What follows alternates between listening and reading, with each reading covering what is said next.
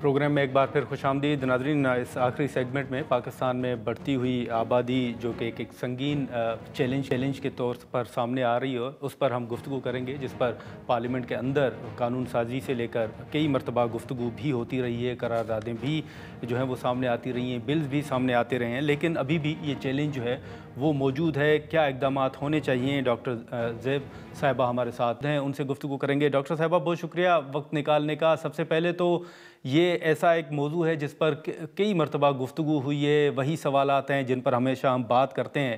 آپ کی نظر میں اب 2025 میں پاکستان کے لیے یہ کتنا بڑا اور ایک سنگین چیلنج جو ہے وہ آپ کی نظر میں ہے، اور ہونا کیا چاہیے؟ کون سی پالیسیز ہیں جو حکومت کو، ہم سب کو جو وہ اڈاپٹ کرنی چاہیے؟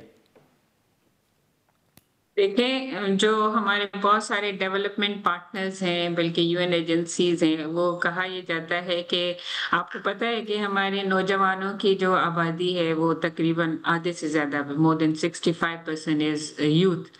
تو وہ آبادی تو ابھی اگلے 10 سال کے لیے بڑھنے والی ہے، کم تو نہیں ہو سکتی۔ اگر وہ شادی کے عمر میں ہے، I mean that youth age is from 15 to 30 year۔ اگر یہ بلج جو ہے شادی کریں گے اور ایک بچہ بھی کریں گے تو I don't think کہ ہم لوگ آبادی پہ کنٹرول کر سکتے ہیں، لیکن کہا یہ جاتا ہے کہ ہم اس کو we should take it as an opportunity۔ ہم اس مین پاور کو افیکٹولی یوز کیسے کریں، ان کو کارآمد کیسے بنائیں کہ ہمارے ترقی میں ہاتھ بن جائیں ہمارے لیے، اس پہ انویسٹمنٹ کریں، کیونکہ یہ تو ابھی پوری دنیا کہتی ہے، بلکہ ہمیں بھی پتہ چل گیا ہے کہ پاپولیشن کو کنٹرول کرنا کسی ایک ادارے کا کام نہیں ہے۔ جیسے ہم لوگ اکثر کہتے آئے ہیں کہ ہمارا ہیلتھ اور پاپولیشن ویلفیئر ڈپارٹمنٹ رسپانسبل ہے۔ نو، دس از ملٹی سیکٹورل اپروچ۔ اس میں ہمیں بڑی ہائی لیول پہ پولیٹیکل ڈاکٹر صاحبہ معذرت آپ کی، میں بات کاٹ رہا ہوں، لیکن آپ سمجھتی ہیں کہ جو اویئرنیس کے حوالے سے ہمیشہ بات ہوتی ہے اس کا فقدان بھی ہے؟ ایگزیکٹلی، اویئرنیس آپ کو پتہ ہے یہ بھی بہت از ویری ایویڈنٹ۔ کہا یہ جاتا ہے کہ جہاں پہ لوگ پڑھے لکھے کم ہوتے ہیں وہاں پہ ظاہر ہے اویئرنیس کم ہوتی ہے۔ تو آپ کو پتہ ہے ہمارا لٹریسی ریٹ کتنا ہے پاکستان میں، تو ظاہر ہے وہ بھی بہت لمبا پروسیس ہے کہ جب تک ہم سب کو پڑھا لکھا لیں اور لوگوں کی سوجھ بوجھ آئے تو that also take time. So that is the main reason. اگر ہماری تعلیم اچھی نہیں دے سکے ہم اپنی قوم کو اور لوگوں کو، تو awareness is really is directly proportional to the education۔ جی ٹھیک ہے، لیکن ڈاکٹر صاحبہ اسی کے ساتھ ساتھ اب پاکستان کے ساتھ ساتھ دیگر جو ممالک ہیں وہ بھی یہی مسئلہ جو ہے ان کو بھی درپیش ہے، ان کو بھی اسی مسئلے کا سامنا ہے۔ آپ کی نظر میں وہ دیگر ممالک جو ہیں وہ اس چیلنج کو، اس مسئلے کو کس طرح ٹیکل کر رہے ہیں، جو ہمیں بھی کرنا چاہیے یا پالیسیز جو ہیں ان کی طرف جانا چاہیے؟ بنگلہ دیش، آپ کو پتہ ہے بنگلہ دیش ہمارا سب سے قریبی ملک، ویسے تو بہت سارے پڑوسی ملک ہیں لیکن بنگلہ دیش is one of the very near neighbour جس کو کہنا چاہیے۔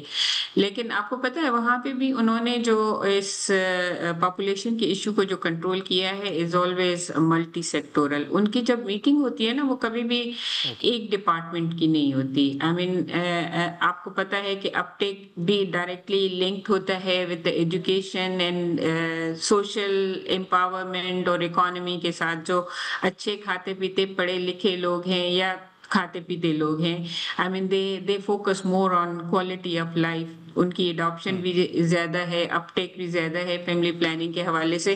سو فار ایگزامپل اگر وہ جیسے میں نے آپ کو بتایا کہ بنگلہ دیش میں انہوں نے ایسا کیا کہ اگر ایک ایسا گاؤں ہے جہاں پہ اپ ٹیک، یا ایسے ایریا ہے جہاں پہ اپ ٹیک بہت کم ہے فیملی پلاننگ کا، ڈیو ٹو اینی ریزن، اور پھر پتہ چلاتے ہیں وجہ کیا ہے۔ وجہ یہ ہے کہ وہاں پہ لوگ جو ہے لیس پریویلیجڈ ہیں، ان کے پاس اتنے ریسورسز نہیں ہیں، نوکریاں نہیں ہیں، ان امپلائڈ ہیں، پڑھے लिखे नहीं हैं।